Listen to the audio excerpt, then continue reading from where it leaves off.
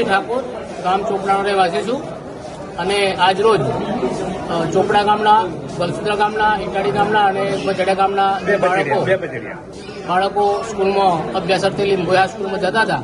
જ્યારે 5 વાગે છૂટી અને પરત લીંબોઈ સ્કૂલની પ્રાઇવેટ બસ છે એમાંથી પરત આવી રહ્યા હતા ત્યારે ચોપડા ગામના રોડ જોડે સામેથી ઇકો આવવાથી અને સાઈડ આપવાથી આ બસ પલટી ખાઈ ગઈ છે, જેથી લગભગ બચડિયા ચોપડા ગામના બાળકોને નાની મોટી ઈજાઓ થઈ છે. તે સારવારથી અહીંયા સાર્વજનિક હોસ્પિટલમાં દાખલ કરે છે.